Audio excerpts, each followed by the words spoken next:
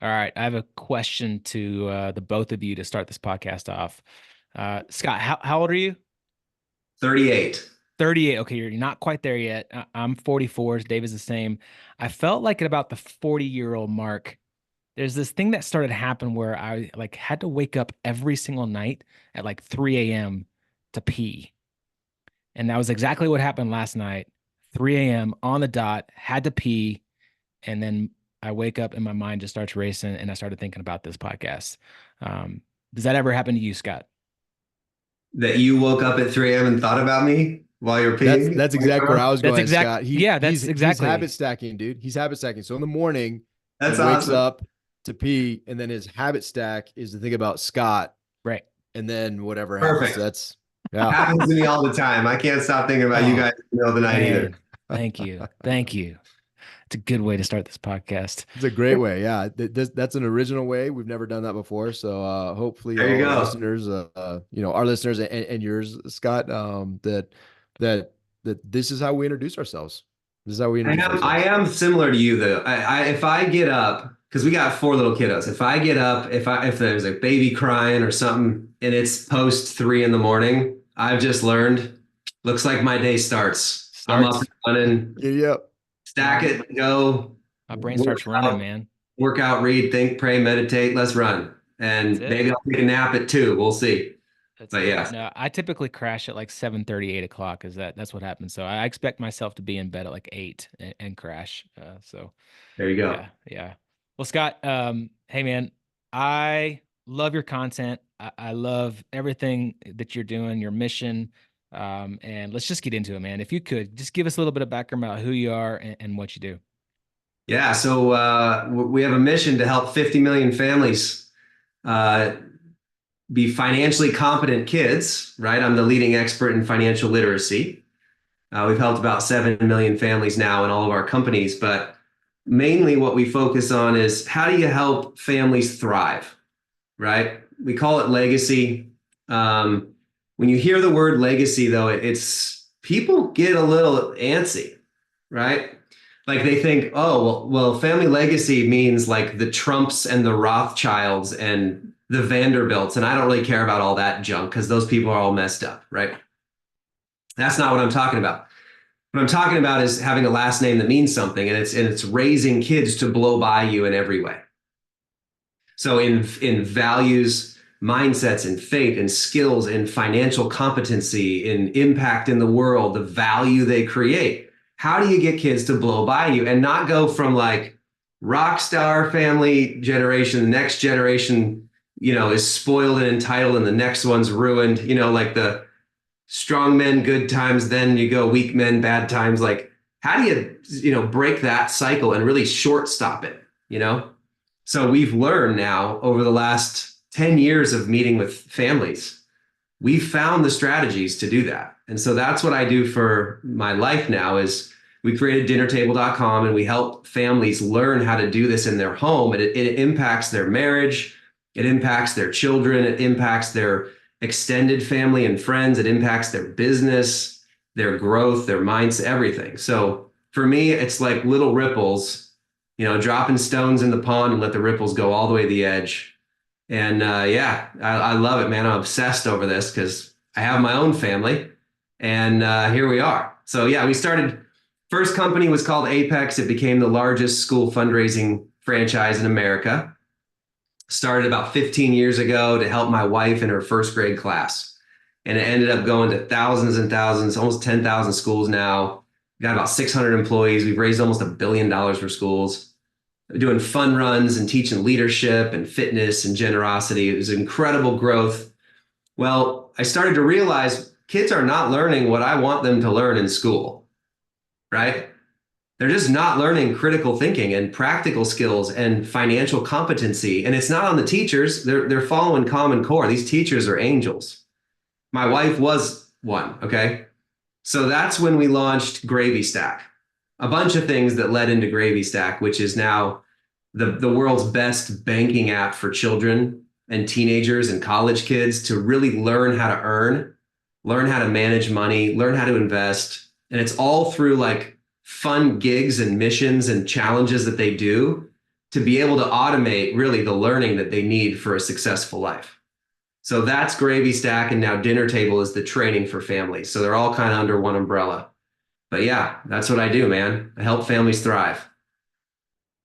I love that, man. And I'm, one of the things you mentioned this idea of passing things down. And I've heard you said on a previous podcast, you talked about the difference between heritage and inheritance, right? And I loved how you Yeah. frame that, because I think so many of us get lost in this idea of what does it truly mean to pass an inheritance? What does it truly mean to have a legacy, right? And I think so many of us are just confused about those ideas because, well, like money, right? We are passed down what our parents or what those who are passing the legacy down know, and quite often, unfortunately, it's just they don't really know that much, and it's not coming from a place of literacy or competence, and so that is just a perpetuated and watered down throughout the generations. And so I love what you say about that, and if you don't mind, just touch on that a little bit, the difference between heritage and inheritance.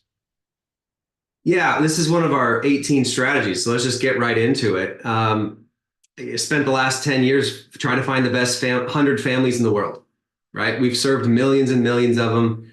I have an incredible network of people, been in a ton of masterminds, had the privilege of traveling all over the world. But my whole aim is I want to find the best families that raised kids, grandkids, and great grandkids to blow by them. That's my metric. Some are billionaires, some used to be because they gave it all away, but some are just normal families that are just crushing it in their communities. Amazing business owners, just amazing people. And the more we learn from them, the more we realized the 18 strategies that we have that we now train on. And one of them is heritage. Your kids need heritage, not inheritance. It's a last name that means something, which is way more important than how many dollars you die with. Okay. In fact, 90% of generational wealth is gone by the grandkids. So it doesn't just ruin your kids, it ruins the next generation after them.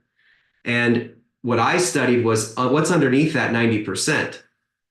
What's underneath that number is divorce, estrangement, victimhood, entitlement, silver spoon, mental health, violence, like all these crazy things that you see underneath it. You know what Jordan Peterson said one time to me? He said, Scott, the only thing that keeps addicts from death is being broke. Wow. And so it's crazy when you think about what happens when you give people money that they're unqualified for. Children that have a big gift, or even adults that are like waiting for their parents to die to get a bunch of stuff, they're not going to risk. They're not going to take chances and grow. They're not going to create value as much as they could have otherwise if they're just waiting to get something, right? And that doesn't mean you give nothing. It means that you have to have a strategy, right? So it's more about what you leave in your kids than to them, is the point I'm trying to make. And so what we really train on with heritage, not inheritance, is the values of the home. How do you pass on the last name in the right way? And it's about telling certain stories. It's about creating this culture in your home where you are calling out and celebrating the stories that mean what your family believes and the values you hold dear. Because kids think in story. Kids don't think in mission statements on your wall, right? In 30 years, they're not going to be around a campfire or the dinner table talking about some mission statement on a wall. They're going to talk about stories. And so your job is to be a great storyteller. If you want to kill a family, get rid of the chief storyteller. I mean, why are we almost at World War III, guys? It's because all the World War II vets are dying. Stories matter. Stories matter, and that's what it means to have heritage. So what I tell people is, look, take your inheritance and the way you think about all this and put it into heritage. Put it into the coaching and the mindsets and the family meetings and the dinner views that we do. Like, really focus on that. Because once your kids are like, once you've paid for half of college and let them figure out the rest, or don't do college, do trade school and let them start crushing right away and not get propaganded. Like, once you've covered that, you want them to take the baton and run. You do not want the bank of mom and dad open. Because if you think about inheritance, That just means that the bank of mom and dad is going to be open until you're dead. It's really what that is. And so there is a way to do gifts at 25, 35, 45 years old. There's a way to help them when they get married. There's a way to do their first home. There's a way to do car, college, their first phone. There's ways to train it up so that you don't breed entitlement and spoiling and victimhood and anxiousness, right? There's a way to do it. And that's what we want to try to help people with. So it's heritage, not inheritance. Yeah, that's so good. I'm curious, you said that you've been on the search for 100 of the greatest families, and we talk a lot about in our men's mastermind group about just this idea of redefining success. Like, what does success really even mean? Because I think people use the definition of success very poorly.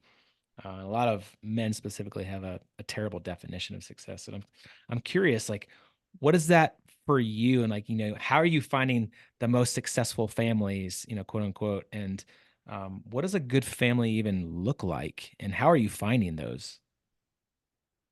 Yeah, success is significance. People say move from success to significance. I'm like, no, success is significance. It's who you loved and who loved you in your life.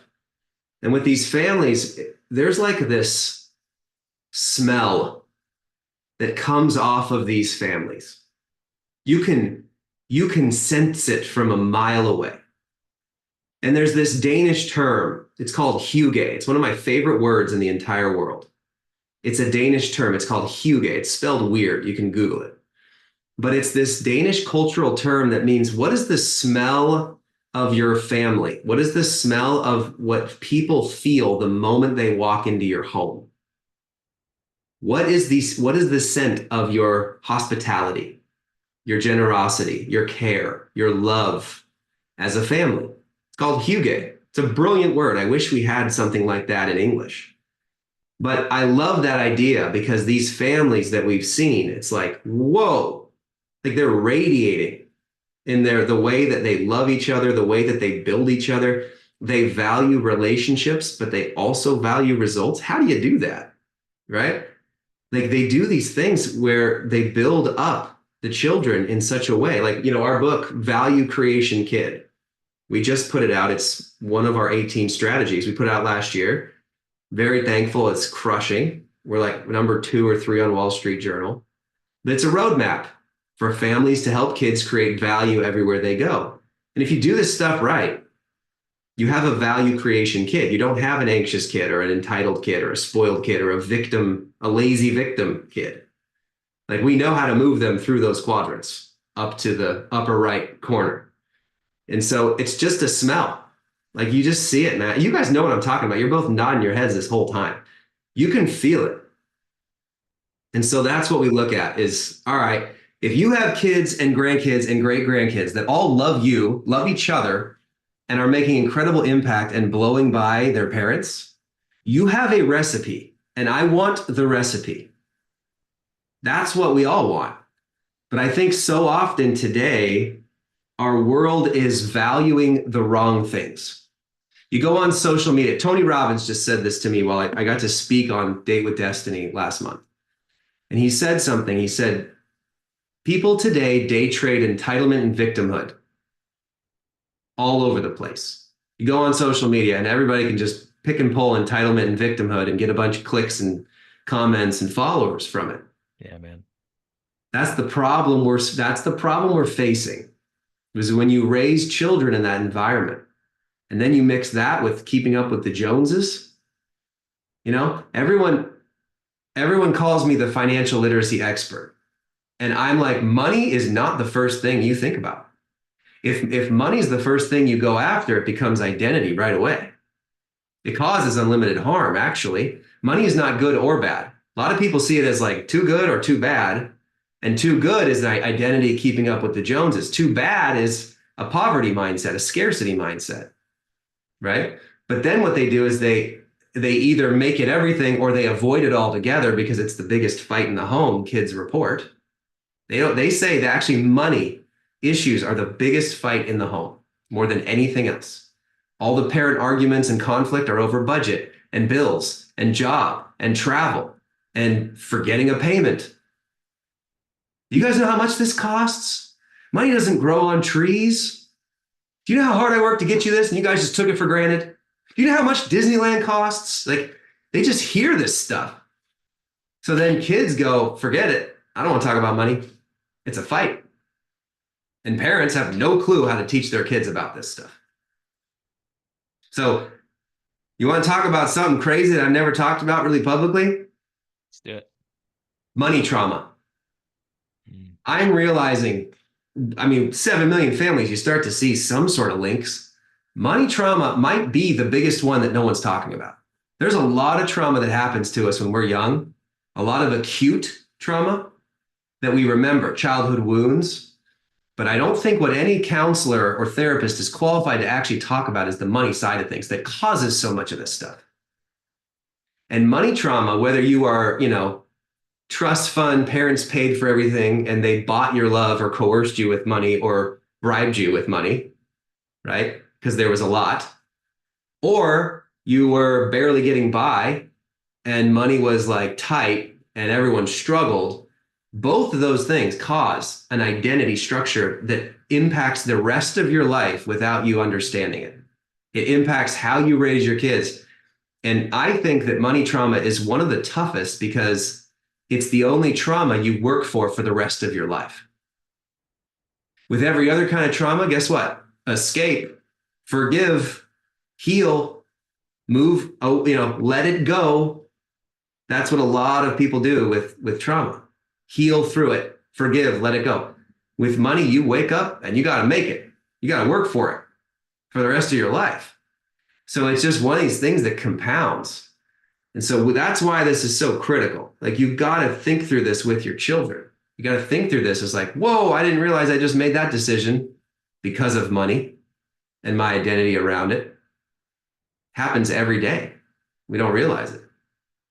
Yeah, that's powerful. And one of the things we talk about quite a bit, in it's one of our key tenets in the Kinetic Man, is this idea of finances. And what you said is fascinating, because I think that the hopeful part of that is that there's something you can do about it, right? Like, there are things like, in our network, there are plenty of dudes who have intentionally done things like cap their income, for example, right? And because they've deeply thought about the things that are most important, where the money wants to go. And they no longer, I talked to a guy yesterday, but fascinating conversation. I'm like, hey, how's it going? He's like, dude, this is the best year I've ever had from a financial perspective, not counting investments, just the real estate transactions. He's like, I made more in 37 days than I've ever made in this amount, in a quarter, in 2 quarters of my life. And he said, and here's the thing that's crazy, and I loved it.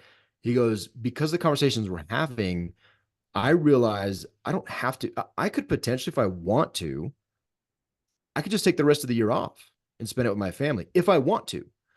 Or I can do, different things. And the point was that he had not considered previously that he could just like cap his money, be completely in control of his finances and the level of effort he puts and where he puts it. And then, to your point, where it's going to go eventually as well, right? Like, having a plan and being intentional. And I love what you said about fragrance. The first thing that popped in my head when you talked about, the smell, was when the Bible talks about the fragrance of Christians, the fragrance of faith, and using that very specific word to highlight that sense, that feeling you get. It's beyond auditory and visual. It's this fragrance. It's what you smell like. And I thank God that the scent of faith is not what comes out of Stu's office, because that's not, I don't know if that's like a faith thing, but it's just it's a beautiful word picture. And while you're talking, I gotta ask this. I think it's fascinating, and it's interesting to me that almost always when I talk with folks about inheritance or this idea of finances, to get very intentional with it, right? To make it like you said, not good or bad. A lot of faith-based, well, money is the root of all evil. No, you misquote that. It's the love of money, right? Money is just it's a hammer. It's a thing. And so when you talk about inheritance, I've found that most people don't seriously even consider whether it's a good or a bad thing. They just feel, despite the data that you talk about and what it does generationally, but they just feel like they assume a responsibility that I have to pass money on.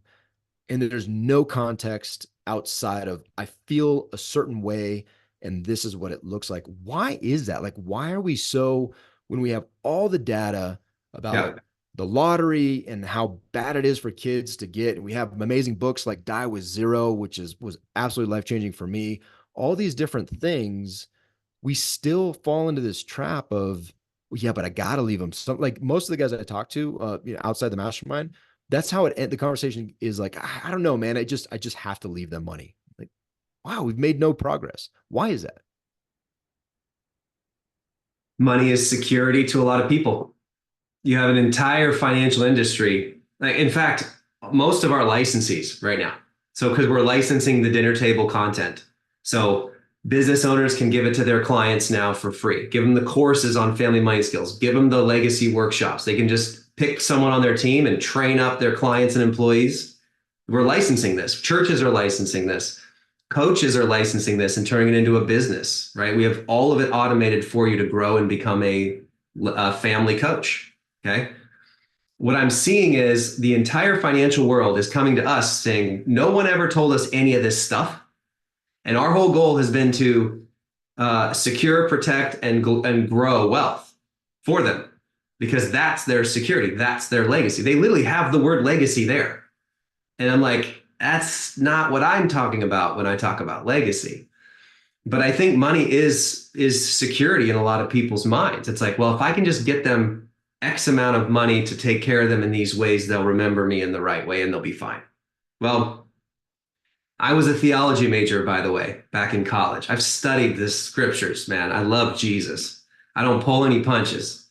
And I could go on a tirade right now about all the things the Bible says that people misrepresent about money, like completely misrepresent. And some of them, I know you've never heard some of these. Like one of them, the idea of inheritance in the Bible is not the same word as it is today. If you look at the Hebrew, back in the day, people would leave their land and their cattle to the next generation to work it, to steward it, to like, they weren't becoming entitled and spoiled and victims. They were working the land. They were farmers. Okay. That is very different than today. Okay. If you actually look at the translations to today, what that actually means is more mindsets, an inheritance of faith, an inheritance of the family values, an inheritance of the skill sets to thrive and make more impact in the world. That's true inheritance today. If you look at biblical definition, okay? In fact, you can look at a lot of people throughout the Bible that were handed a bunch of stuff and just went off the walls. How many generations of Israelites, like they finally got things smoothed out and then one generation died and they forgot to carry on the heritage and they just totally fell away. David, King David, the man after God's own heart, the moment he's like stopped driving and building and growing and going to war, he literally sees a naked woman bathing on top of a roof and kills her husband, commits adultery, and then as a consequence, his son dies. Like, talk about ripping your life into from comfort, right? Solomon, the wealthiest man that ever lived in today's terms or back then, literally just like wrote Ecclesiastes. It's like all of it's meaningless. Like this is all worthless. And he even Smokes, fell grasping away. vapors. Grasping vapors, like dust to dust, screw it all. Like he even fell away in his comfort and luxury, right? But there's just so much I could go into there. But I think the point of all this is where's your security? Where does your identity truly lie? You know, the love of money is the root of all evil. Money's just a tool, you guys. Money makes you more of what you are. Okay, already, right now, right? That's why I hate it when people are like, well, when I make X, I'll do all these things. No, you won't. You do it now. In fact, generosity is the key to all of this. Gratitude and generosity. Like everybody asks me, what's the best money skill? Is it earn, save, spend, share, invest, protect, borrow? Those are our 7 that we train on to kids and families. Share, by far. Like be generous because A generous mindset cannot have scarcity involved. A generous mindset believes that tomorrow will be better than today. There's enough to go around. The pie will get bigger. It's an abundance mindset. You can't have fear and gratitude in the same mind. You can't have anxiety and gratitude in the same mind. You want to master all the other money skills? Be generous. In fact, I believe God will only give to you the level at which it flows through you. I don't know whoever said that, but I think I just made it up. It's great, man. God will only give to you at the level that it flows through you. So when you teach children to be generous, and by the way, you can't teach a child to be generous by giving them a $10 bill to put in the offering plate. You can't buy all the presents for their friends' birthday parties and expect them to care about generosity if they just chuck it on the table and never even care. Okay. This last weekend, my 7-year-old Reagan, she went to the birthday party. We made her buy the present through Gravy Stack and the way that we set this up. She literally walks in, all the other kids, the presents are on the table because mom and dad did it. They never even opened the presents at the party. It was after. No one even cared. Reagan, halfway through the party, brings up the birthday kid. They sit down in the middle of the ninja gym, and the kid opens her present. And they're both beaming, and Reagan's like, "This is awesome. I got this for you." And she saw her face, and all the other parents like, "What is happening right now?" I'm like, "Oh, I'm just teaching my daughter generosity for the rest of her life." Because she earned the money. She got the present, right? Generosity unlocks all this other stuff, you guys. It's an open hand view of the world or a closed fist view of the world. If all you think about is, I got to make sure my kids and grandkids have X amount of assets, you have a closed hand. The best families, almost 100% of these families that I've met and learned and sat with, and these are friends of ours now, they have charitable trusts as their focus. They have their 5 do's and don'ts of what they care about for stewarding God's resources. That's the point. And now they're able to have future generations give together, which binds them closely, keeps strong values and heritage, and gives them such a sweet smell as a family. It's that easy. And it doesn't have to be 100% of it. Like, I'm not saying go crazy here. I know the riches are in the niches, and I'll say something really controversial that makes everybody like click and comment and blah, blah, blah. I'm not that guy. It's not everything, but it better be enough to where you feel it. You know, they asked C.S. Lewis, how much is enough to give? Like, how much should I give? How much is enough? Is it a tithe? Is it pre-tax? Is it post-tax? And he goes, until it hurts. Yeah. What a brilliant response. Fantastic. Give until it hurts, man. God will only bless you to the level of which you are generous with his resources. That's the point. David Green, Hobby Lobby. He's a dear friend. His grandson, Derek, they're amazing. He's one of my good friends. He literally was stroking checks more than their bottom line every year for decades to give away, to help people, for ministry, for people all over the world. And he's like, God, how much is enough? And God said, you can't outgive me, but you got to prove to me first. And that's a high calling, man. You know what a friend of mine said one time? He said, you can't take it with you, but you can pass it on ahead. It's a gut check when someone hears that. It's a gut check. And then you have to then answer the question, you actually going to act on that, or are you going to serve money? Which one? It comes down to that. But here's another crazy quote from the Bible. You know that verse about like, let the ox munch on some of the wheat as it's treading the field? I'm not a poverty mindset. I think we're called to enjoy life. Blow money on a great trip with your family. Go be generous. Like, we should not be like penny pinching, hoarding jerks. Budget, that's smart. Frugal, that's a good thing.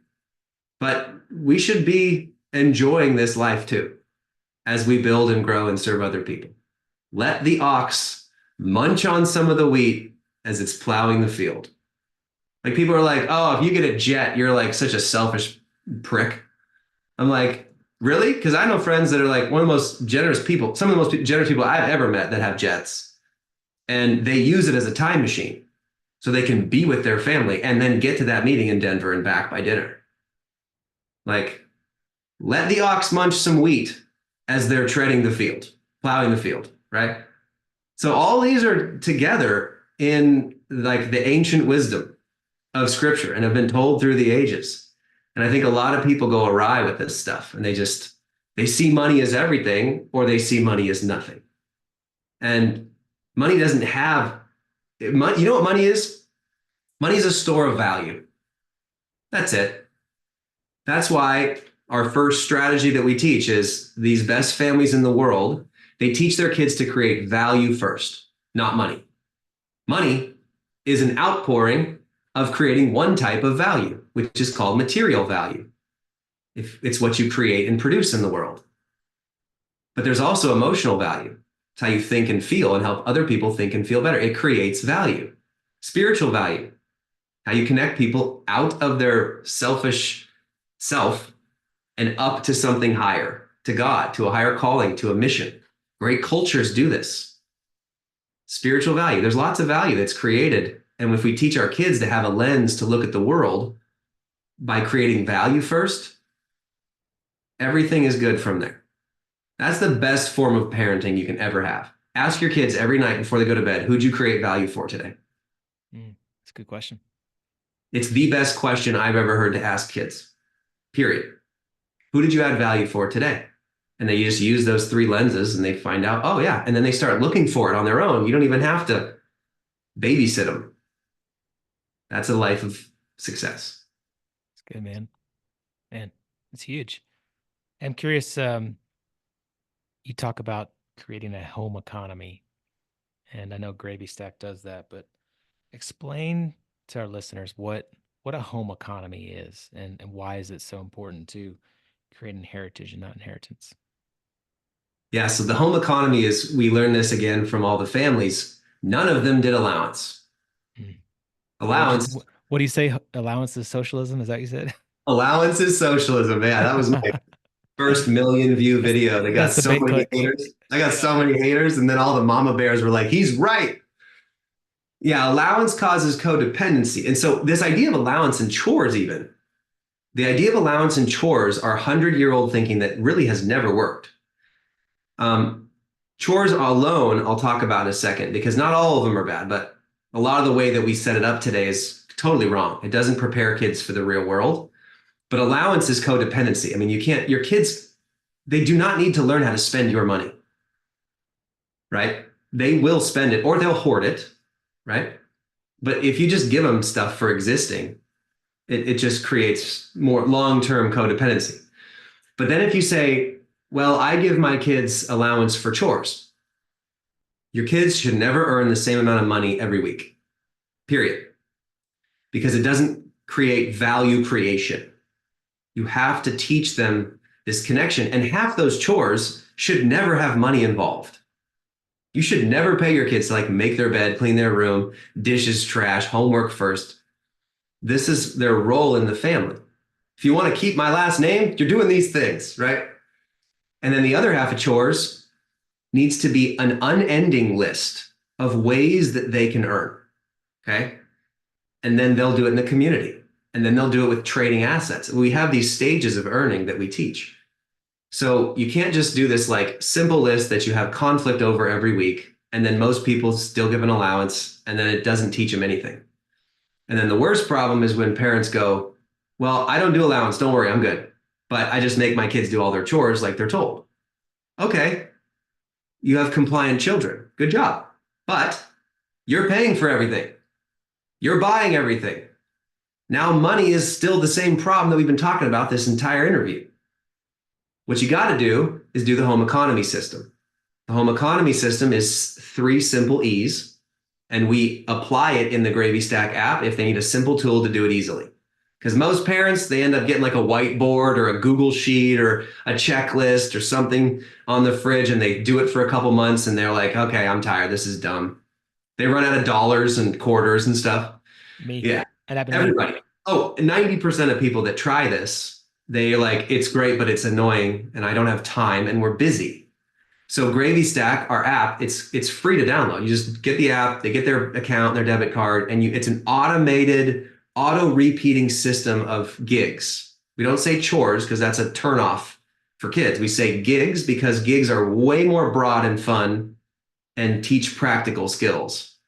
So the first E is expectations, the things you don't pay for. That's their habits they're forming. I already mentioned those. The second E is expenses. Here's where all parents go wrong. They think their job is to buy everything because that's what a good parent does. But the truth is, if you want your kids to start to learn financial competency, they need to be responsible as early as age 6 years old for a bunch of different things around the house. Games, toys, sports, birthday presents for friends, social outings, cavities, for God's sakes. All these things that parents could do a quick audit and be like, wow, why aren't my kids paying for that? They should be in charge of that. Well, they don't do that because they don't think about ways to give the kids easy ways to earn and create value around the house or the neighborhood. So the third E, if you pass off the second E, which is expenses, and now parents have saved themselves hundreds of dollars a month that they can now pay their kids to do gigs. Okay. And gigs are not the expectations, they're the extra pay. That's the third E, extra pay opportunities.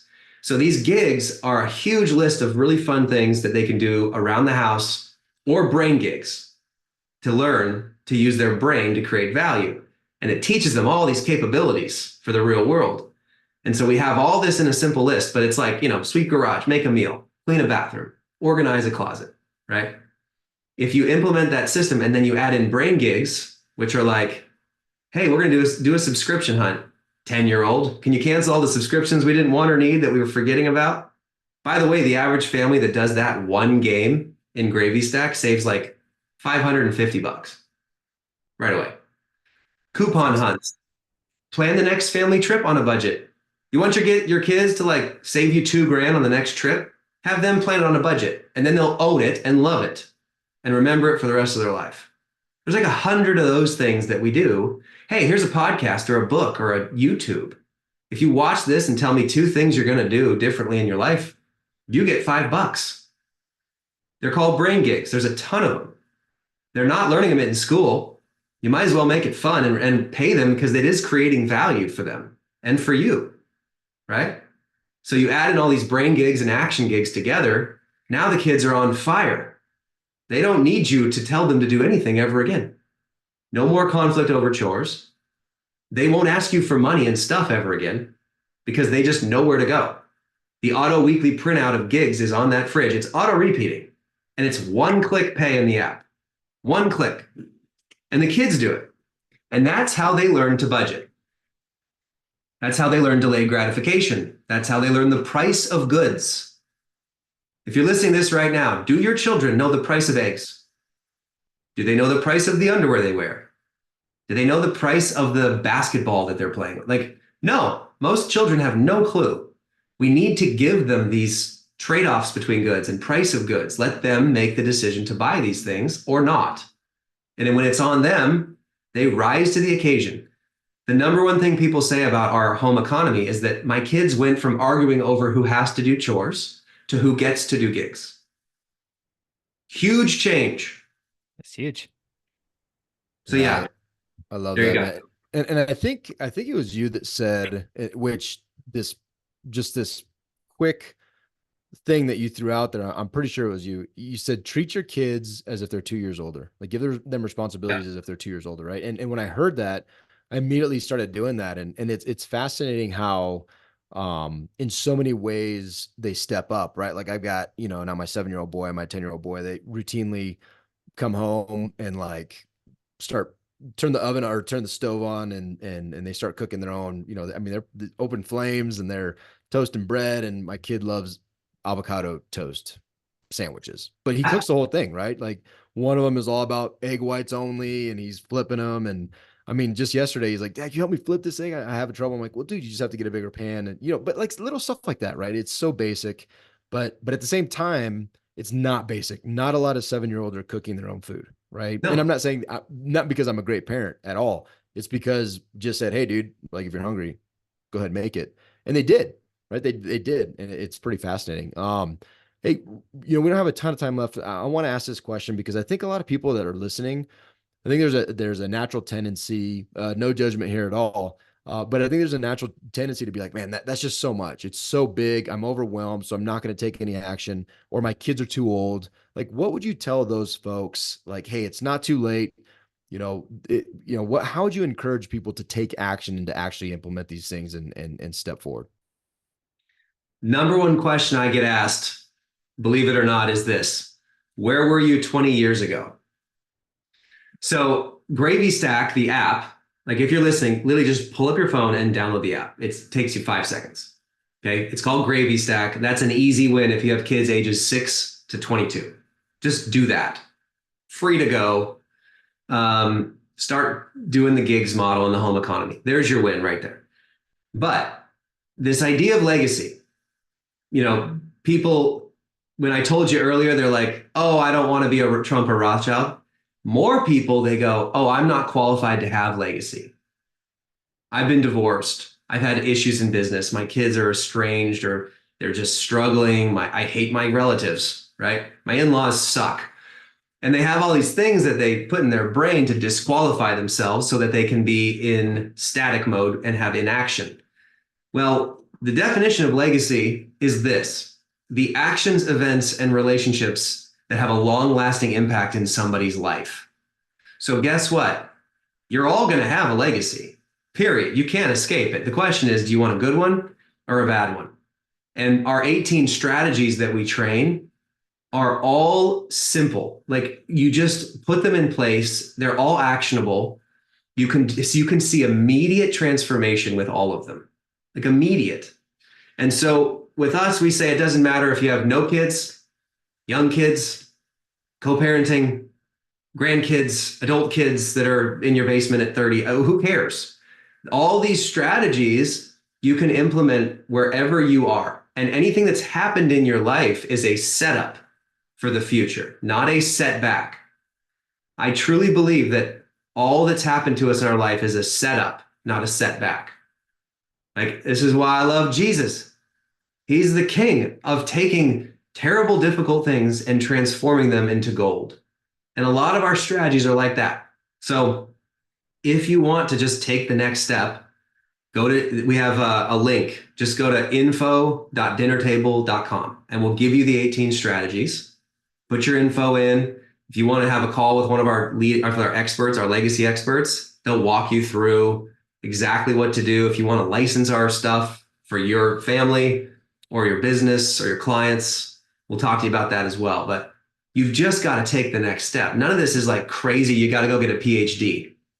This is like simple calls. We have a big group of families that are all incredible. And we go through like a strategy a month, simple workshops, courses on the family money skills. It's actually fun when you do it. Because it's not fun? Sitting in struggle and pain.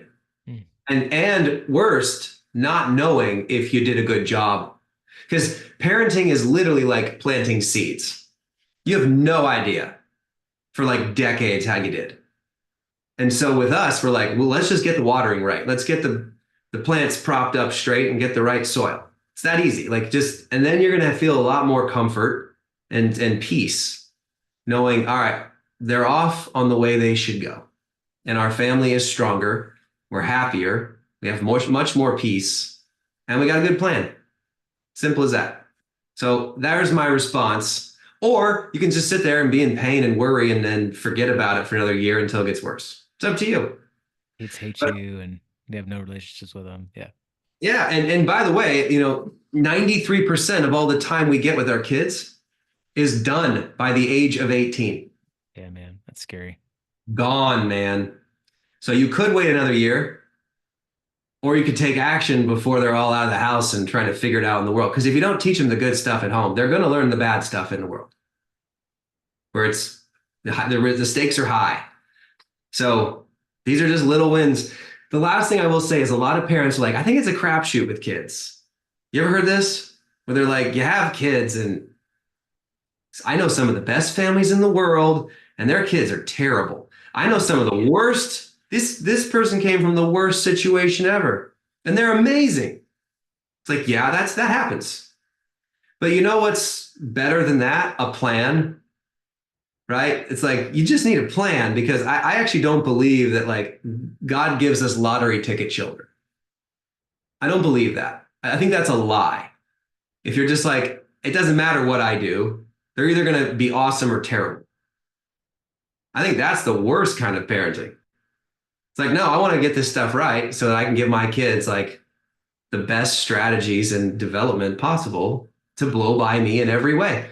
What better feeling would it be for like you as an old person with adult children being like, yeah, they've blown by me in every way. It's unbelievable. It's like the biggest joy. You know what I mean? And they actually love you for it. They don't hate you for it. You know what I mean? Oh man, like you're only as happy as your least happy kid, so they say. So why David's not set it up to win, you know? David's already got the win. Like his kids have already blown by him like a long time ago. So he's good. Yeah, they're eating white egg whites and avocado toast at 7 and 10 years old, dude. That's Yeah.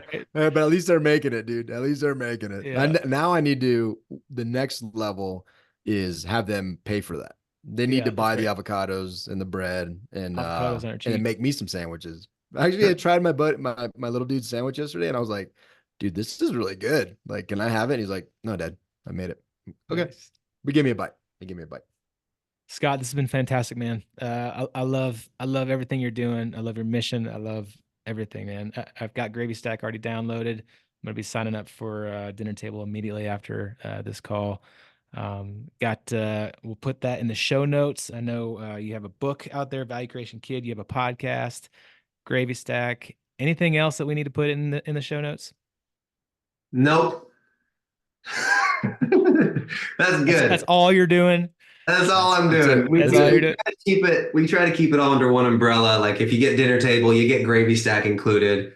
We Cool. send you the book. Like we try to keep it all in a package. But yeah, I mean, we do all these things for families. We just try to help families. I love it. Love it, man. Well, thank you for coming on our show. And we'll put all that in the show notes. Guys and gals, this stuff is awesome. Make heritage, not inheritance for our children and our children's children. Take action. Let's go do it. Take uncommon action. Yeah, I Thanks, love Scott. it. Hey, Scott, thank you so much for your time. And really, I just want to encourage you, dude. You know, the goal of 50 million families already reaching 6, 7 million families. There's so much blessing inherent in that you have no idea. It's a scale that only God knows. And you know, when you talk about passing it forward, that's just not inheritance. That's just not money. That's not monetary. That is influence. That is impact, and something that I fully believe you're going to be blessed beyond measure, and God is going to you're going to be able to hear, hey, job well done, my good and faithful servant, right? And that's the goal. Like that is the ultimate goal of our lives is to hear, job well done, my good and faithful servant. And man, you're doing that right now. So I just want to encourage you and honor you in that. And God bless you, brother. You're blessing so many. Keep crushing it, dude. God bless you guys. Thanks so much. Thanks, Scott. Thank you.